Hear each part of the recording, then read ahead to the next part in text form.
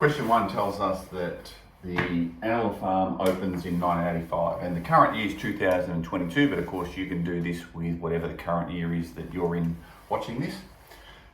So it creates this subtraction question, and I think what's key here is to include the working, not just to do the maths in your head, but to show what your thinking was. So here we can see the 2022 take away 1985, and then we can work this out, okay? Obviously, 2 take away 5 you can't do, so you need to borrow from the 2 here. Becomes a 1, that becomes 12. 12 take away 5 is 7. 1 take away 8 you can't do, so you've got to go all the way over here and borrow from the 2, becomes a 1. That becomes a 10, you've got to borrow from that, that becomes a 9.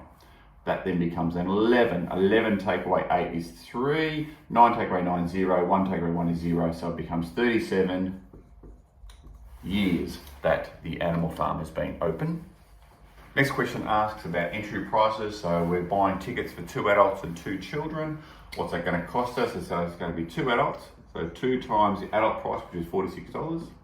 And we're going to add on to that 2 times the child's price, which is $30. So 2 46s are 92, plus 2 30s are 60. So that's going to cost us $152 to get in.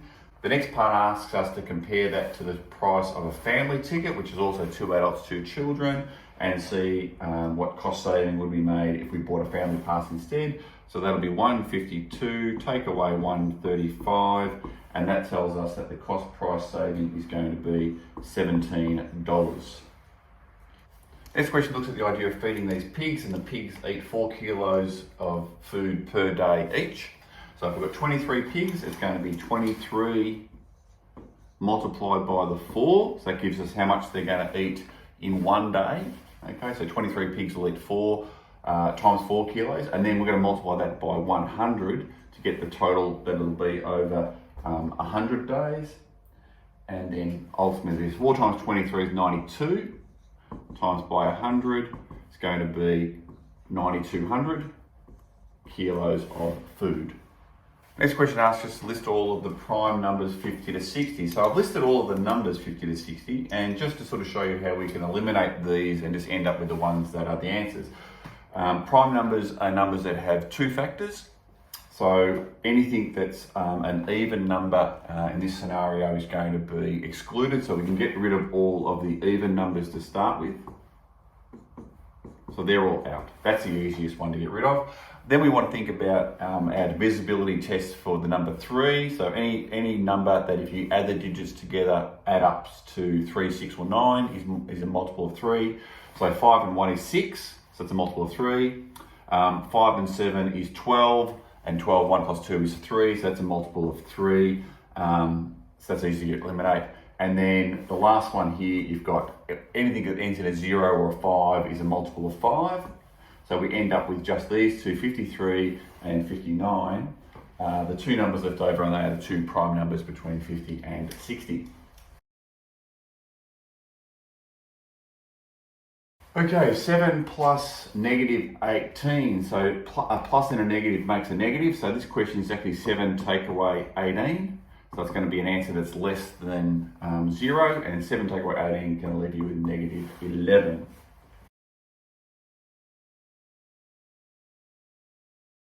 Okay, negative 8 take away negative of the square root of 16. So the square root of 16 is 4. So for some of you, so square roots equals a number that multiplied by itself will give you the original number inside, as in 4 squared. So 4 is here, so it becomes negative 8.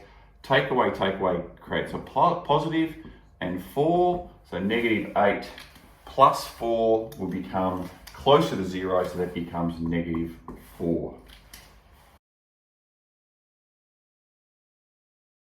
Three squared multiplied by 2 cubed. So 3 squared is 3 times 3, so that's 9, multiplied by 2 cubed, which is 2 times 2 times 2. So the 3 here indicates how many 2's there are here. So 2 times 2 is 4, times 2 is 8. So 9 eighths, and that's in a times table, that's nice and easy, 72. Clearly we have a bottomless question here, and we've got to work the brackets out first. So let's just 11 take away 4 is going to leave us with 7, okay? And then we're going to have 8 divided by 2 is going to be 4, okay? And so now we can do 4 plus 7 is going to give us 11. So that's the brackets worked out. So our next line of working will be 5 multiplied by 11, and then that will give us an answer of 55.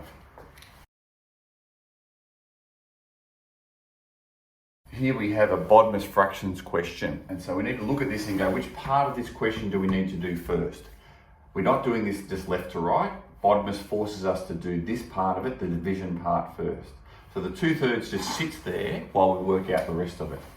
So the 2 1/3 just sits there, and we're going to add on to that. So it's 4 1/6, which we turn into an improper fraction. 4 6s are 24, plus 1 is 25 over 6. Okay, so we want to keep that, so we keep it but as an improper fraction, change and flip. Now we can do a little bit of cancelling here. We can, 2 goes into 6 3 times and 2 goes into 8 4 times. And so then that's going to equal, 4 times 25 is 100 over the top of 3 times 7, which is 21. And 2 1/3, so 2 3s are 6 and 1 is 7 over 3. So we've got 7 1/3 plus 1 over 100 over 21.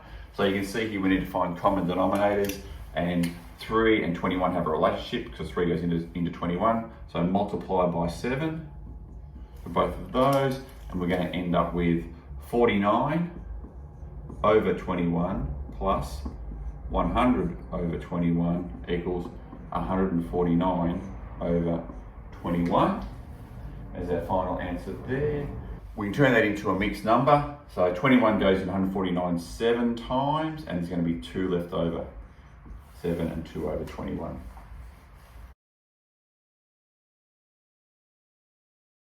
All right, so highest common factor of 36 and 48. So we want to list the factors of 36 and 48. So 36 and 12 and 9 and 4 and 3 and 2 and 1. I've left 1 out here, which would be 18 in there, okay? And then for 48, it's going to be 48, 24, and it's going to be 12, and I've missed 1 out there.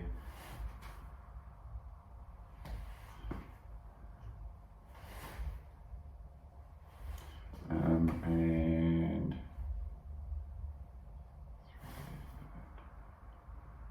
16, sorry, 16, and 8, and 6, and 4, and 3, and 2, and 1. And so then it's, those two are the highest in those 2 sets of factors. Lowest common multiples, the next question for 12 and 8. So we just need to list the multiples of each of those numbers. And here 12, the multiples of 12 will be 12, 24, 36, 48, 60, etc. And for 8, 16, 24, 32, 40. And we're after the multiple that appears in both rows and is the lowest. So 24 appears in both, and it's the lowest number out of both those lists.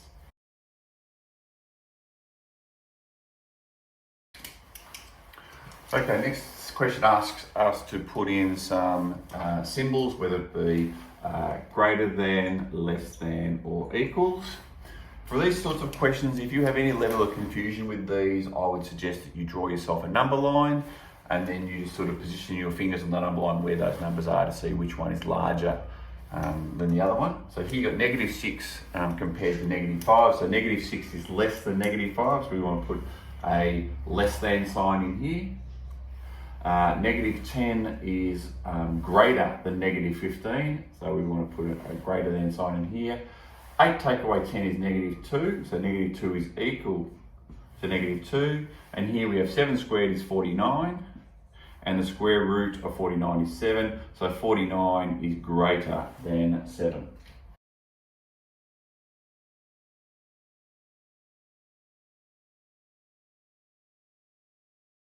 This question asks us to look at the idea of temperature from a heater and how something is dropping or changing.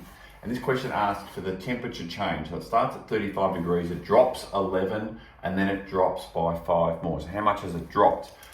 It doesn't ask us what the temperature is, it asks us what it's dropped by. So it's actually just these two numbers added to each other. So it's actually dropped in total 11 plus 15. So it's actually dropped 16 degrees, how much it's changed or dropped.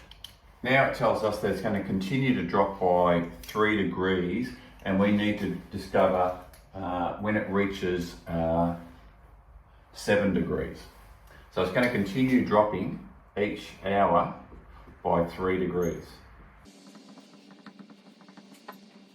So what we can do is we can work out at 5 degrees, it was 35 degrees, take away the 16, which we got from the previous answer. So it's currently 19 degrees. It drops a further 3 degrees. So now it's 19 take away 3. Okay, so 19 take away 3 equals 16 degrees Celsius. Then at 7 p.m. it'll be 16 take away 3. It's then at 13 degrees Celsius. 13 take away 3. At 8 p.m. it's 10 degrees Celsius. And then finally at 9 p.m. it's 10 take away 3 equals 7 degrees Celsius. And that's the trigger point where the alarm goes off. So our answer is 9 p.m. All right, now we're looking at the idea of sheep and lambs, and it tells us that there are 45 sheep in animal land, and 2/3 of the sheep have a lamb. And that's our cue in the sentence, 2/3 of. So 2/3 of is times, and the sheep. How many sheep are there? 45. So 45 over 1, okay? And we can cancel the 3 and the 45. 3 15s are 45. And so that tells us 2 times 15 is 30, so there are 30 lambs. Tells us then that Mr. Fox visits, and he is going to take 2/5 of the lamb. So just like the previous question where we had 2/3 of the sheep, now we have 2/5 of the lamb. So it's the same process. 2/5 of his times, and the lambs is this number here, 30. And again, we can do some cancelling here. So 5 goes into itself once, and 5 goes into 36 times. So 12 lambs get taken by Mr. Fox. And then the question says, how many are left? So that'll be 30, take away 12 equals 18 lambs that are left. And what I want to highlight here is that this bit here is the bit that you need to make sure you're including, because that's the thinking. Just writing 18 lambs as your answer without the thinking behind it is not what we would consider a complete answer.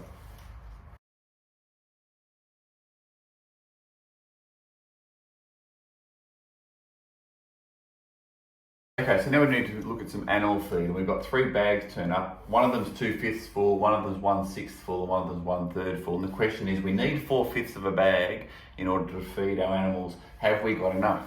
So we need to do an addition here to see how much we've got, and then we need to do a comparison to see whether that's enough. So 2/5 plus 1/6 plus 1/3, and we can see here that 3 and 6, we know that 3 goes into 6, so we can just do common denominators with the 6 and the 5 and know that the 3 will also work with that. So the common denominator for 6 and 5 is going to be 30. Okay, so we want to make these all over 30. And in order to do that, we times this one by 6, or we do to the bottom and do to the top. This one by 5, do to the bottom, do to the top, by 10. And so now we can go 2 6s are 12, 1 5 is 5, 1 10 is 10. And we can add across, so that's going to give us 10 and 12 is 22, and so it's 27 over 30. 3 goes into 27 9 times, and 3 goes into 30 10 times, so 9/10. And 9/10 is greater than, well, this is 4/5, which would become 8/10, then 8/10. Okay, so we have enough feed to feed the animals. We have a dot plot of children going and collecting eggs. And so the first question asks us how many children went to collect eggs, and so each one of these dots represents a child and how many eggs that they collected. So we see here that one child went and collected and they came back with 9 eggs. One child came back with 5 eggs. 2 children came back with 4 eggs. Okay, no child came back with 6 eggs, etc. Okay, so to work out how many children there are, it's simply a case of counting up all of the dots. And if you count all the dots, there are in fact 20 dots in total. So that's 20 children or 20 students that went to collect eggs. Now it says find the number of children that collected at least 2 eggs. At least 2. So that's all of the children that are this direction. They've all collected at least 2. Now, there's 2 ways of solving this. You could just count up all of the dots here and that will give you all that collected 2, or you could just go 4 and 6 is 10, so 10 didn't, and 10 from 20 leaves 10. So there were, in fact, 10 students who collected at least. So 10 children collected 2 or more eggs. Then it says calculate the median of eggs collected. Now we use the formula here of n plus 1 divided by 2. So the number of students is 20, we add 1 and we divide that by 2 equals 21 divided by 2. So that equals 10.5, okay? And so what we can do with that information is we can go in and go the 10th, so it's in between here, the 10th and the 11th, in between here. So the median is 1.5.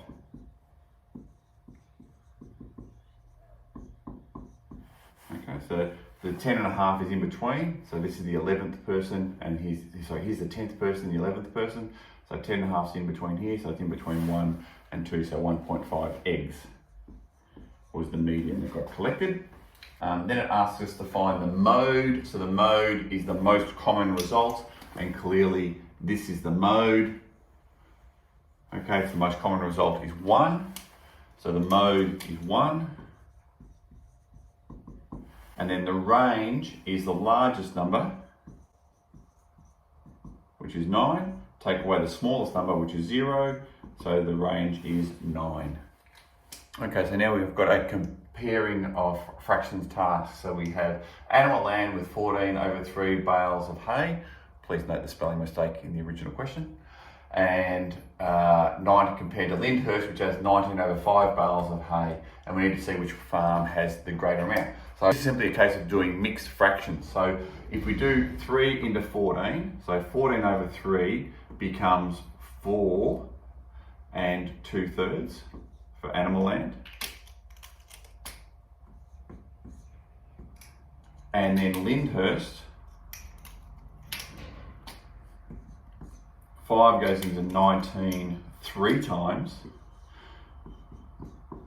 We can just compare the fact that these mixed numbers give us whole numbers, and that's an easier comparison, because that tells us then that animal land has 4 and 2/3, which is a larger number, so it has more hay. So 4 and 2/3 is greater than 3 and 4/5.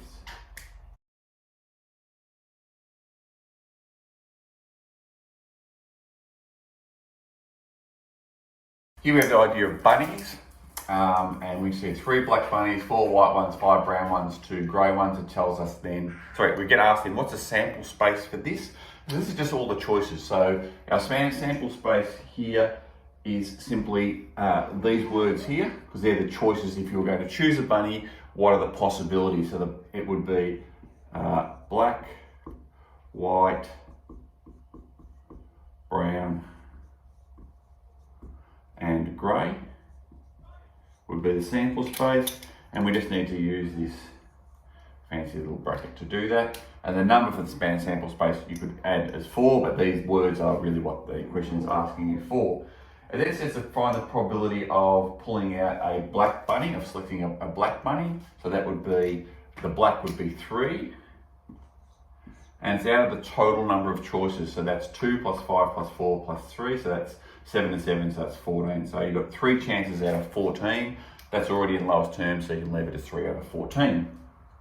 And then it asks you, what's the probability of a farmer pulling out a grey or a brown bunny? So grey or brown. So that's 5 plus 2. And that's over the top again of 14. Okay, and so that'll give you 7 over 14, and that gives you a 1 in 2 or 1/2 chance of getting the grey or the brown bunny. B says, write an outcome for this event that has a possibility of 6 over 7. Okay, 6 over 7. So what we want to do here is we want to then convert that back to the original number. So we want something where we end up with 12 over 14. So what we're looking for here is combinations that add up to 12. Okay, so for example, 5 and 4 and 3 add up to 12. Okay, so black and white and brown all add up to 12. So that's one combination that would work. Okay, so that gives us 3 plus 4 plus 5. Okay, and that equals 12 over 14. Okay, now we have the idea of chickens eating their bag of wheat. So 3 chickens take eat one bag in 4 days. So that means that 1 chicken would eat 1/3 of a bag, okay, in 4 days. So what we've here is just divided by 3. And then we've divided by 3 here as well. Okay, so we're getting down to 1 chicken, 1/3 of a bag in 4 days. And so therefore, what would they eat? What would 1 chicken eat in 4 days? So then we want to divide that again. So it's 1 chicken and it's 1/3 divided by 4, okay? And so that equals 1/3 multiplied by 1 over 4 equals 1 over 12. So 1 chicken eats 1/12 of a bag in 1 day. Okay, so we're told we've got 16 days to wait. There's 3 bags of food for 3 chickens. Do we have enough to last? And so in other words, is there enough to get up to at least the 16 days? What we know from the original information we were told is that 3 chickens will eat a bag every 4 days. So if these 3 chickens will eat 1 bag in 4 days, then they'll eat 2 bags in 8 days, and they'll eat 3 bags in 12 days. So clearly they're going to be 4 days short. So no, they don't have enough feed for 16 days. They're going to be short.